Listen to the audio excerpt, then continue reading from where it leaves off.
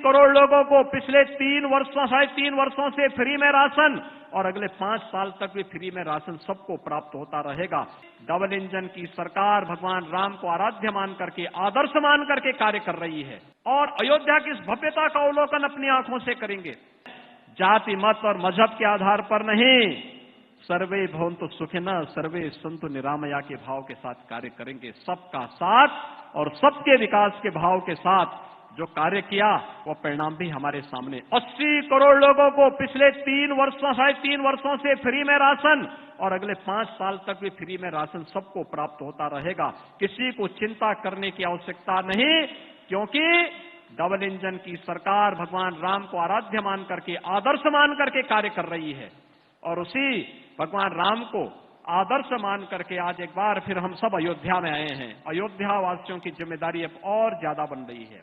आतिथ्य सेवा का, अतिथि देवो भव का इस पवित्र अभियान के साथ हमें जुड़ना है। याद रखना, अयोध्या में जितने पर्यटक और श्रद्धालु वर्तमान में आ रहे हैं, 22 जनवरी के बाद यानी मकर संक्रांति के बाद इसकी संख्या इससे 10 गुना होने जा रही है। और मैं तो आभारी हूं यहां के सभी पूज्य संतों का, यहां के जनप्रतिनिधियों का, यहां के व्यापारियों का, यहां के नागरिकों का, समाज से जुड़े हुए अलग अलग तबके का, जिन्होंने विकास के मार्ग में कोई बाधा नहीं आने दी, कोई बैरियर नहीं आने दिया।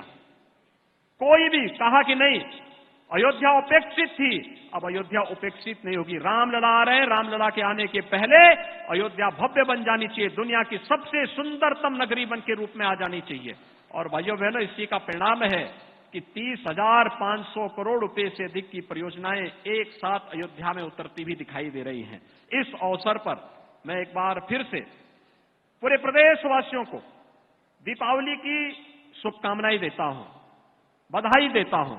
दीपोत्सव को हम अपने स्वयं के आनंद के लिए तो लें, अपने पारिवारिक आनंद के साथ साथ अगर हम समाज को भी उसके साथ जोड़ लें, दीपोत्सव का आयोजन ही समाज के हर तबके को जोड़ने का आयोजन है। और भगवान ने यही तो किया था। अयोध्या से गए, निषाद राज को गले लगा लिया, जंगल में गए, चित्रकूट में गए, ऋषि मुनियों के आश्रमों में जाकर के उन्हें अभय होने के लिए एक संकल्प लेकर के बढ़े और एक ही संकल्प था, निस्सरहीन करहु मही भुज उठाए प्रण कीन।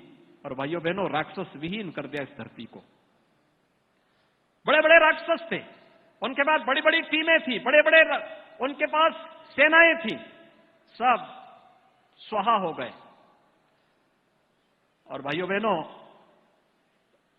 जंगल में उन्होंने माता सबरी के भी जूठे बेर खाए, वनवासियों को, गिरवासियों को गले से लगाया। जामवंत भी, हनुमान भी, अंगद भी, सुग्रीव भी उनके मित्र बने।